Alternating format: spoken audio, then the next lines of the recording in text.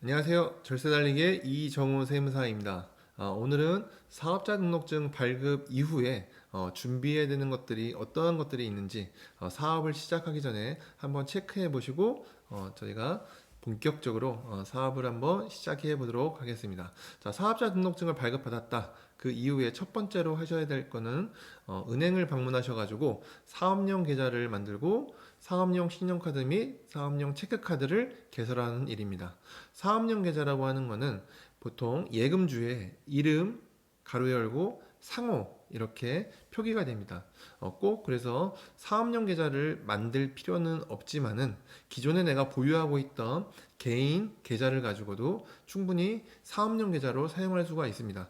개인 계좌는 무조건 사업용으로 쓰면 안 된다. 이거는 아니고요. 기존에 내가 가지고 있던 계좌도 충분히 사업용 계좌로 사용할 수 있지만은 기존의 과거 거래 내역이 이어 있고 그리고 개인 수입 지출이 계속 사업을 하는 동안에 계속 섞여가지고 사업용 수입 지출과 개인용 수입 지출이 섞일 염려가 있기 때문에 이를 꼭 분리를 해서 나는 사업용 계좌를 개설을 한 다음에 그리고 수입 지출을 관리하는 것이 좀 더 효율적인 관리 방안이라고 볼 수 있겠습니다. 사업용 계좌를 개설하면서 사업용 신용카드와 사업용 체크카드를 만드는데 보통 이것도 개인이 보유하고 있는 신용카드와 개인이 보유하고 있는 체크카드를 가지고 사업에 사용한다면 이런 게 우리가 사업용 신용카드고 사업용 체크카드지 꼭 사업용 신용카드와 사업용 체크카드가 꼭 나와 있는 그런 카드는 아닙니다. 그렇기 때문에 우리가 기존에 갖고 있던 보유하고 있던 카드로도 충분히 사업용 신용카드와 사업용 체크카드를 사용할 수 있기 때문에 굳이 안 만들어도 된다라는 게 저의 결론입니다. 자, 그러면 은행에서 계좌와 카드를 발급된 이후에 두 번째로는 우리가 어떤 부분을 준비를 해야 되느냐. 자, 이제 소비자를 맞을 준비를 해야 되겠죠. 두 번째로는 신용카드 단말기 설치와 또는 포스를 설치해 주는 일입니다. 이때 주의해야 될 부분은 카드를 설치를 하면서 현금영수증 가맹을 반드시 꼭 체크를 해보자. 그래서 그 신용카드 단말기를 설치해주는 업체 측에서 카드 단말기만 달랑 설치하고 그냥 가는 경우도 있습니다. 이런 경우에는 현금영수증 가맹 가입이 안 된 상황인지라 우리가 사업을 하면서 가맹이 됐는지 안 됐는지조차도 모르고 사업을 계속 하시게 됩니다. 그러다가 종합소득세 신고를 할 때 감면을 받아야 되는데 현금영수증 미가맹이라는 사실 하나만으로 우리가 내야 될 세금에서 세금 할인을 못 받고 즉 공제 감면을 못 받고 세금을 납부하게 되는 그러한 불이익이 발생되게 됩니다. 감면 못 받는 것뿐만 아니라 가산세까지 연 이자율 1%의 가산세를 내게 됩니다. 이럴 경우에는 불이익이 한두 가지가 아니겠죠. 그렇기 때문에 현금영수증 미감액에 대한 부분을 꼭 체크하셔가지고 신용카드 단말기를 설치하거나 포스를 설치할 때 현금영수증 가맹을 한 번 더 꼭 체크하시는 사업주 여러분들이 되셨으면 좋겠습니다. 자, 이제 세 번째로는 홈택스를 가입을 해주셔야 되는데요. 은행에 방문하셔가지고 사업용 계좌를 만들면서 인터넷 뱅킹을 개설하였을 것입니다. 인터넷 뱅킹을 개설을 하면서 자, 이제 공인인증센터에서 전자세금 계산서용 공인인증서를 발급을 받아주시면 되겠죠. 이거는 은행에서 받는 것이 아니라 은행에서 인터넷 뱅킹 가입을 하고 나서 그리고 집에 돌아오신 이후에 컴퓨터에서 인터넷 뱅킹 공인인증센터에서 전자세금계산서용 인증서를 발급받아 주신 다음에 그 인증서를 가지고 홈택스를 통해 회원가입을 진행해 주시면 됩니다. 회원가입은 사업자용으로 회원가입을 해주시고 회원가입 이후에 꼭 전자세금계산서 인증서를 통해서 인증서 등록을 거치면 추후에 아이디 비번을 로그인을 하는 일이 없고 꼭 그 전자생계난서 인증서를 통해서 로그인을 할 수 있다는 점, 이 부분도 한번 체크하셔가지고 진행해 주시고 그리고 사업을 진행하면서 전자생계난서 발급할 그런 건들이 종종 또는 매일같이 발생할 수 있기 때문에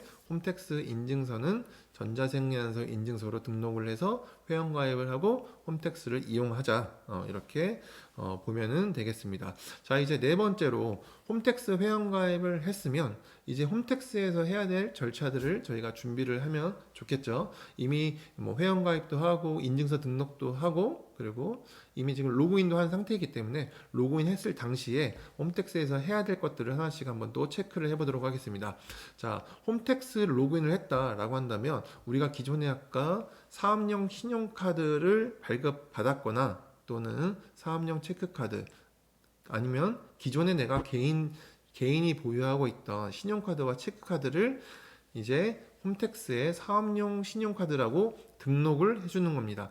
개인 사업자 같은 경우는 등록 절차를 반드시 거쳐야지만 이게 사업용 신용카드로 등록이 되고 추후에 부가가치세 신고를 할 때 신용카드 매입세 공제를 받을 수 있는 그런 간단한 작업을 할 수가 있습니다.